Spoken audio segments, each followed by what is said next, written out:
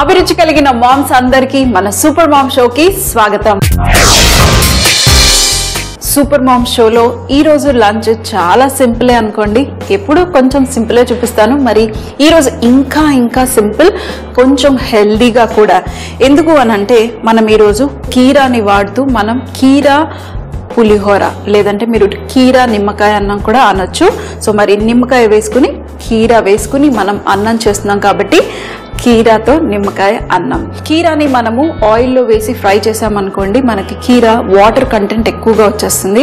అప్పుడు మన నిమ్మకాయ అన్నం కొంచెం తడిగా అయ్యి పొడిగా ఉండకుండా ముద్దలాగా అవుతుంది. అయితే కీరాని ఏం చేస్తామంటే చాలా సన్నగా కట్ చేసుకుని మన ఎలా నిమ్మకాయ అన్నంకి తాలింపు పెట్టుకుంటామో సేమ్ ఇది కూడా అలాగే తాలింపు పెట్టుకుని లాస్ట్లో స్టవ్ ఆఫ్ చేసే ముందు వేసుకుని ఆ తర్వాత రైస్ వేసుకుని చేస్తాము.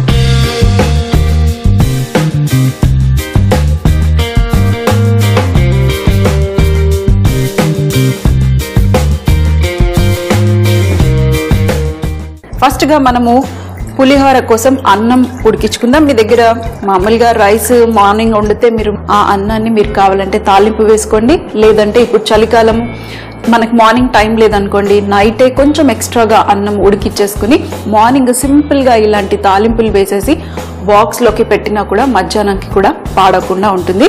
కానీ నైట్ వేడిగా వండేసి మూత పెట్టకుండా, అంటే కొంచెము ఆ వేడంతా పోయేంత వరకు మీరు మూత తీసి పెడితే మనకి నెక్స్ట్ డే మధ్యాహ్నం వరకు చక్కగా ఉంటుంది. సో ఇప్పుడు ఇక్కడ ప్యాన్లో వాటర్ వేసేసాను. ఈ వాటర్ మనకి రైస్ ఉడికించుకోవటం కోసం. అలాగే ఇక్కడ ఇంకొక ప్యాన్ పెట్టుకున్నాను. ఇందులో ఇప్పుడు మనం తాలింపు వేసుకుంటాము మన కీరా నిమ్మకాయ పులిహోరకి. సో ఫస్ట్గా ఇక్కడ కీరా కూడా రెడీగా ఉంది. కీరా కట్ చేసుకునే ముందు ఇక్కడ మిగతా ఇంగ్రీడియంట్స్ కట్ చేసుకోవాలి కదా. పచ్చిమిరపకాయలు. అయితే పచ్చిమిరపకాయలు నాకు యూజువల్గా ఇలాంటి డిషెస్కి ఇలా స్లిట్ చేసుకోవటం ఇష్టం, కొంచెం సన్నగా. ఎందుకు అంటే ఇవి కాస్త వేగిన తర్వాత నిమ్మకాయ పట్టుకుని టేస్టీగా ఉంటాయి, పుల్లగా ఉంటాయి తింటే. సో కొంచెం ఎక్స్ట్రాగా మనం వేసుకుందాం.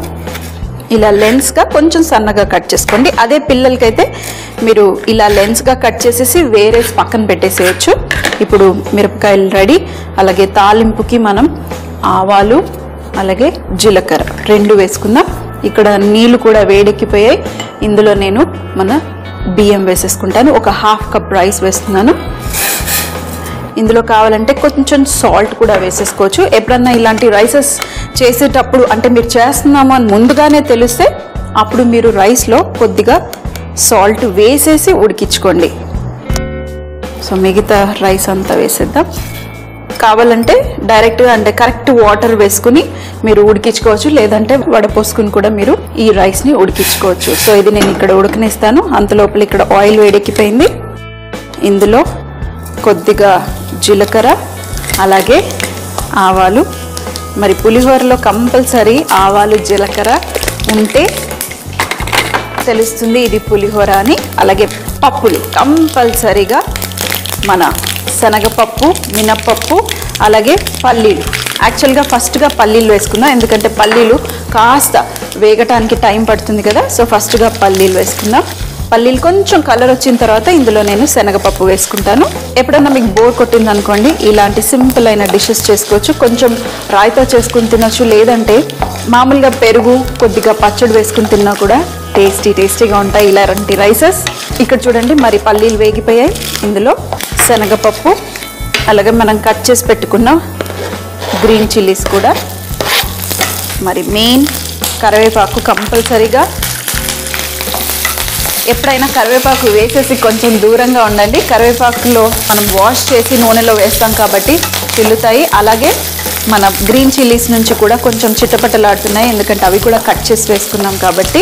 ఇప్పుడు అన్నీ చక్కగా కలర్ వచ్చేస్తున్నాయి. మరి మెయిన్గా కలర్ కాంబినేషన్ కోసం కొద్దిగా ఎండు మిరపకాయలు, జస్ట్ కాంబినేషన్ అంటే మధ్యలో ఆ రెడ్ కలర్ కనిపించటం కోసం కాస్త ఎండు మిరపకాయ కూడా. చూడండి మంచి తాలింపు పెట్టగానే ఆ తాలింపు స్మెల్ ఎంత బాగా వస్తుందంటే అంత బాగా. ఇందులో మెయిన్గా మరి పసుపు, మీకు తగినంత పసుపు, ఎంత రైస్ వేసుకుంటున్నారో దానికి తగినంత మీరు పసుపు వేసుకోండి. వేసేసి మరొకసారి మిక్స్. ఇప్పుడు మనం ఇందులో నిమ్మకాయ రసం అలాగే సాల్ట్ కూడా వేసుకుందాం. నిమ్మకాయ రసము మనము స్టవ్ ఆఫ్ చేసేస్తున్నాను. నేను నిమ్మకాయ పిండేసి ఆ తర్వాత నేను ఇందులో సాల్ట్ వేసుకుంటాను. నిమ్మరసం వేసిన తర్వాత మీరు ఈ మిక్చర్ని ఉడికించాల్సిన అవసరం లేదు, అంటే కుక్ చేయాల్సిన అవసరం లేదు. వేడి దాని మీద నిమ్మరసం పిండేస్తే సరిపోతుంది. సో తగినంత నిమ్మకాయలు యూస్ చేయండి, పుల్లగా కొంచెం.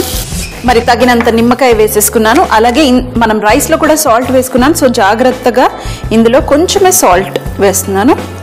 ఆ తర్వాత మనము రైస్ మిక్స్ చేసిన తర్వాత కావాలంటే మరి కొంచెం సాల్ట్ వేసుకుందాం. ఇప్పుడు మన కీరా, ఈ టైంలో మనం కీరా వేసుకోవాలి. కావాలంటే మీరు పొట్టు తీయొచ్చు, లేదంటే పొట్టుతో కూడా వేసుకున్నా బాగానే ఉంటుంది. కీరాని యూజువల్గా మనము హెల్దీగా సలాడ్ లాగా తింటాం కదా, అందుకనే ఇది మీరు ఈ నిమ్మకాయ అన్నం లాస్ట్లో వేసుకున్నారనుకోండి, మనకి క్రంచీగా ఇలా. ఎక్కువగా గింజలు ఉన్నాయనుకోండి, గింజలు తీసి పక్కన పెట్టేసి ఇది పడేయకండి. ఇది మనం పప్పులో యూజ్ చేసుకోవచ్చు. కీరా పప్పు చాలా చాలా బాగుంటుంది. కందిపప్పులో వేసుకోండి, లేదంటే పెసరపప్పులో వేసుకోండి, చాలా బాగుంటుంది. ఇది పక్కన పెట్టేసి పప్పులో వాడుకోవచ్చు. ఇవి ఇప్పుడు మనం సన్నగా చాప్ చేసుకుందాం. ఎంత సన్నగా మీరు చాప్ చేయగలిగితే అంత సన్నగా చాప్ చేసేసేయండి. చూడండి ఇలా. ఒకవేళ మీరు ఇవి ఆయిల్లో వేసేసి లైట్గా కుక్ చేశారనుకోండి, మనకేమైపోతాయి, ఇవి చాలా సాఫ్ట్గా అయిపోయి మన రైస్ మెత్తగా అయిపోతుంది. ఇలా ఫ్రెష్గా వేసుకున్నాం అనుకోండి, మనకి కరకరలాడుతూ ఉంటాయి, అలాగే వాటర్ కూడా ఎక్కువగా రాదు. ఇప్పుడు ఇది మనం స్టవ్ ఆఫ్ చేసాము. ఇప్పుడు దీంట్లో మన కీరా వేసేసి ఒక్కసారి మిక్స్. ఇంకా ఎక్కువగా కూడా వేసుకోవచ్చు. మధ్య మధ్యలో మనకి పల్లీలు తగులుతూ ఇవి కూడా క్రంచీగా తగులుతూ ఉంటాయి. ఇప్పుడు మనం రైస్ పార్ట్కి వెళ్ళిపోదాం. రైస్ కూడా అయిందో లేదో చెక్ చేసుకుని, ఇంకా రైస్ అయిపోతే ఆ రైస్ని ఇందులో వేసేసి మిక్స్ చేసి టేస్ట్ చేయటమే. ఇంకొంచెం పలుకిరిగితే మనము స్టవ్ ఆఫ్ చేసేయచ్చు. ఇంకొక 2 minutesలో రైస్ కూడా రెడీ అయిపోతుంది. మరి మన రైస్ కూడా రెడీ అయిపోయినట్టే, ఆల్మోస్ట్ రెడీ. ఎందుకంటే ఇలాంటి రైసెస్కి కొంచెం పొడి పొడిగా ఉండాలి. ఇలా పలుకు ఇరగగానే తీసేస్తే సరిపోతుంది. ఇప్పుడు ఇది రెడీ.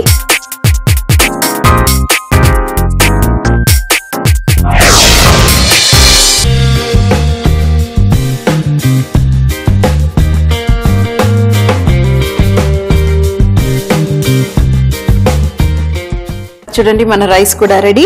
కొంచెం కావాలంటే చల్లారిన తర్వాత మీరు వాడుకోవచ్చు. కొద్దిగా ప్లేట్లో వేసేస్తే ఫాస్ట్గా చల్లారిపోతుంది. పొడి పొడిగా రావాలి కదా, నేను కొంచెం ముందుగానే తీసేసాను కాబట్టి ఇది పొడి పొడిగానే ఉంటుంది. ఇప్పుడు ఇది మనం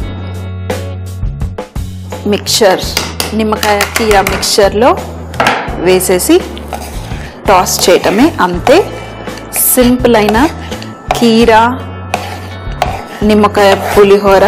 ఇంకా మీరు స్టవ్ ఆన్ చేయాల్సిన అవసరం లేదు. అన్నం వేడిగా ఉంది, అలాగే మన మిక్చర్ కొద్దిగా చల్లారిపోయింది కాబట్టి ఇంకా వేడి చేయాల్సింది లేదు.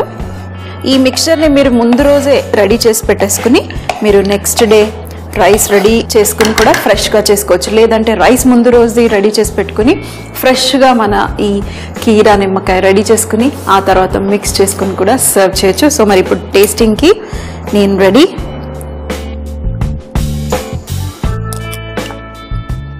యాక్చువల్గా పులిహోరలు ఎప్పుడు చల్లారిన తర్వాత తింటే టేస్టీగా ఉంటుంది. మధ్య మధ్యలో క్రంచీగా తగులుతున్నాయి. ఈ కీరా కూడా ఇందులో కలర్ అయిపోయింది, ఎందుకంటే మనం ముందుగానే వేసేసాం కాబట్టి కీరా కూడా ఎల్లో కలర్ అయిపోయింది. పులుపు పర్ఫెక్ట్. మీకు వినిపిస్తుందా కరకరలాడుతున్న కీరా ముక్కలు మధ్య మధ్యలో? కొద్దిగా పుల్లగా, సాల్ట్ పర్ఫెక్ట్. ప్రతి బైట్లో మనకి ఎక్కువగా కీరా తగలాల్సిందే. అలాగే పచ్చిమిరపకాయతో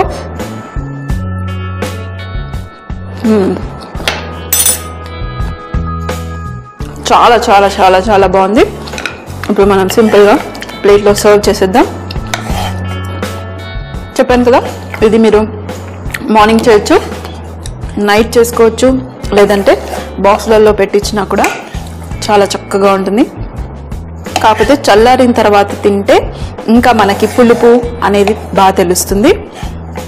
ఎప్పుడైనా మరి ప్రసాదాలు మనం చల్లారిన తర్వాత తింటాం కదా, ఆ ప్రసాదం ఎంత టేస్టీగా ఉంటుంది, పుల్ల పుల్లగా, కొంచెం సాల్ట్, ఆ పప్పులు, ఆ తాలింపుతో.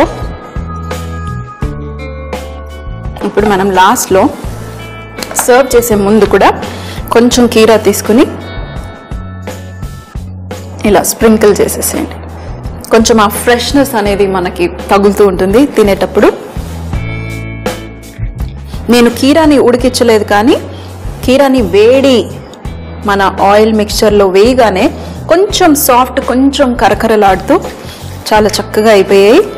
ఇప్పుడు ఇది మనం సర్వ్ చేయడానికి రెడీ. ఇంట్లో మీకు ఎప్పుడన్నా బోర్ కొట్టిందంటే సింపుల్గా ఇలాంటి రైస్ చేసుకోండి. పక్కన కొంచెం పెరుగు తీసుకుని తిన్నారంటే చక్కగా హెల్దీగా ఉండొచ్చు. కీరా లెమన్ పులిహోర తయారు చేయు విధానం: ముందుగా స్టవ్ పై పాన్ పెట్టుకుని అందులో తగినన్ని నీళ్లు పోసుకుని, నీళ్లు మరిగిన తర్వాత ఇందులో కొద్దిగా సాల్ట్ మరియు నానబెట్టుకున్న బియ్యాన్ని వేసుకుని 80 to 90% అన్నం ఉడికేంత వరకు ఉడికించుకుని బియ్యాన్ని స్ట్రెయిన్ చేసుకుని కాస్త చల్లార్చుకోవాలి. ఆ తర్వాత మరొక పాన్ తీసుకుని అందులో తగినంత ఆయిల్ వేడెక్కిన తర్వాత జీలకర్ర, ఆవాలు, మినపప్పు, పల్లీలు, శనగపప్పు, అలాగే కట్ చేసి పెట్టుకున్న పచ్చిమిరపకాయ ముక్కలు వేసుకుని కాస్త వేగనివ్వాలి. ఆ తర్వాత ఇందులో కరివేపాకు, ఎండుమిరపకాయ ముక్కలు, పసుపు వేసి మరొక్కసారి మిక్స్ చేసి స్టవ్ ఆఫ్ చేసుకుని ఇందులో తగినంత నిమ్మరసం, అలాగే కీరాని పొట్టు తీసుకుని సన్న ముక్కలుగా కట్ చేసుకుని ఇందులో వేసుకుని ఒక్కసారి మిక్స్ చేసి ఉడికిన రైస్ ని దీంట్లో వేసుకుని బాగా మిక్స్ చేసుకుని